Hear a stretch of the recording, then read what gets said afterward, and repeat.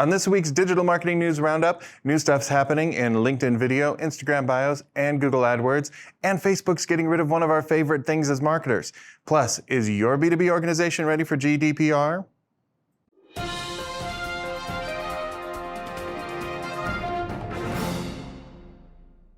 Welcome to the Digital Marketing News. I'm Tiffany Allen, and with your first story is Josh Knight. Hey, that's me. Hey, yeah. Neat.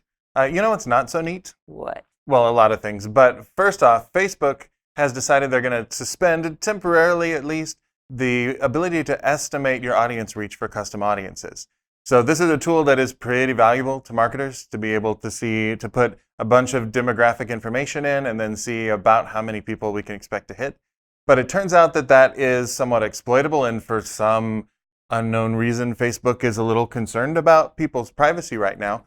So somebody demonstrated that you could have an audience that was right at the edge of the rounding up to the next tier, and then you could add an email address in there and go, oh look, the male portion of the audience just went over the rounding hump, or oh, the female went over. So you could do that presumably with any of the 1,200 things that you can demographically adjust for. So Facebook is a little freaked out about it. They've pulled the ability to do that. They stressed that nobody had actually, as far as I know, been data mining that way. It was just possible. But for now, as they're working on a fix, we're going to have to be shooting a little blind with our Facebook custom audiences. Fair enough. I guess privacy is definitely worth taking a step back and evaluating whether or not that is worth doing. Yeah, I would say so. Yes. Well, in other news, Josh, I Mm-hmm. don't know if you've been in the Google AdWords keyword planner lately, but they've made some pretty cool aesthetic changes. I love aesthetic changes. Yes! They're my favorite kind of changes. It's much prettier now. It actually matches the overall aesthetic of Google AdWords itself, and they've added some new features, which are awesome. So the first one, you can bulk upload keywords and then use the data within the platform to forecast over time, all in one place. So you don't have to click around to find that information anymore. And you can also estimate how new keywords will affect your actual performance long-term and your max CPC, which is great in terms of figuring out what keywords to add to new campaigns, if they're worth it or not, without actually testing with live data and live money. Oh, that's neat. Yeah, absolutely. Aesthetic changes are my favorite kind of changes, and bulk uploads are my favorite kind of uploads, really. Well, that's fair. Who doesn't love it? You know what? I'm going to step over here, and I'll give you my next story. Excellent. Hey, I'm over here, and Tiffany's gone. That means it must be time for my second story. What's happening right now is our, by the way, hashtag client, LinkedIn, has rolled out some new options for video. So these are being called kind of Snapchat-esque abilities to lay over text and filters onto your video. There are things like specific events. You'll have a filter where you can put a little thing at the bottom of your video that says, hey, I'm at this thing. There are also things like on the air for live recordings, a sticker that says work high five in case you need to high five somebody at work, and one that says side hustle in case you want to alert your employees that you're making money doing something else on their time. So the big takeaway for this, though, for me, is not that they're adding these new features, which are cool, and maybe we should play around with them some, but the statistic that came with it was that video content on LinkedIn is being shared at 20 times the rate of other content. So whether or not you're making it pretty, whether or not you're offering people work high fives, I think this shows that LinkedIn is not only doubling down on video, but because people are really intensely digging it. So we may have thought of LinkedIn as more of a professional button-down text-based thing, but it looks like video is hitting it in a big way. So get to filtering, get to shooting, and get busy on LinkedIn. Tiffany, why don't you hit us with your next story?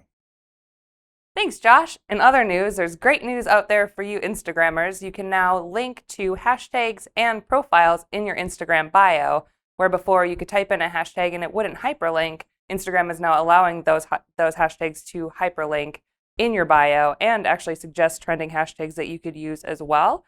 Other news is that you can now tag Instagram profiles in your Instagram bio without adding the https:// stuff. You can just type the @ symbol and the handle, and it'll link, and then Instagram notifies whichever handle has been linked in that bio. So in the event your handle is linked for something that you don't recognize or don't want to be linked to, you can request that Instagram unlinks that as well. So there's not as many privacy concerns there, but it is a cool feature, especially if you're running a different campaign, if you want to link to your brand's handle or anything else from a marketing standpoint.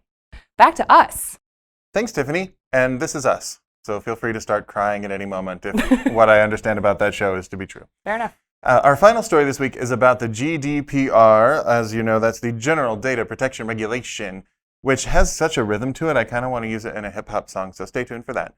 But this is a regulation that's coming out of the EU that is all about protecting people from data breaches, really putting an onus on business owners to make those breaches happen less often. So that includes having mandatory reporting when you have a data breach, and some pretty substantial fines, like up to 2% of your profit, I think is what it was, for having a data breach. So these rules are coming to be in the EU and probably something similar in the US. But I don't think we're ready. No. Do you think we're ready? No, I think, up to 15% of B2B marketers had said in Forrester research that they are not ready for GDPR compliance.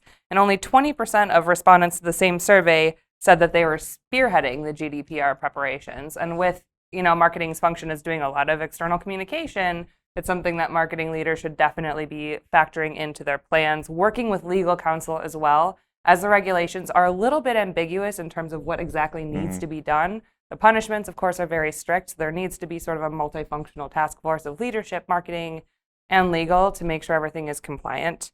What we read about it was that you should put a tiger team together, which I was super excited about until I realized that just means a team full of people who are specialists in various areas. And one tiger. Yeah, and make sure your team is great.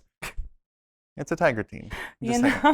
Exactly. But this is marketing's job, I feel like, because is responsible for collecting a lot of that data and storing it. So if you think about your email lists and your profiles and all those things, we're collecting them. We've got to keep them safe. So I think regardless of whether you're a global organization or not, this is something we need to get on probably a minute after the day before yesterday. Yep. Yeah, absolutely. And, there are benefits to marketers for the GDPR compliance, especially when it comes to double opt-ins. You're having a more engaged audience to communicate to. And ultimately, if you have folks on their list that maybe didn't want to be there, don't remember signing up, they're not going to engage with your content. So it's going to make your campaigns more effective as long as you're being compliant and knowing your audience. And more security is just a good thing for everybody online. So let's get on it. Let's GDPR. All right. Well, that's all we have for you for this week. We'll be back next week with more marketing news. If you need more in the meantime, you can follow me on Twitter at Tiffany_Allen or TopRank at TopRank. Yep, my Twitter is Nitewrites. That's NITEWRITES. All right. Thanks for joining us. We'll see you next time. Don't forget to subscribe to our YouTube channel. Oh my gosh, yes. And what else they should do is ring the bell so that you get notifications for each of these awesome videos. Because if you miss one, you'll be sad and we'll be sad. And then everyone will be sad. So don't make us sad. And we'll see you next time. Bye.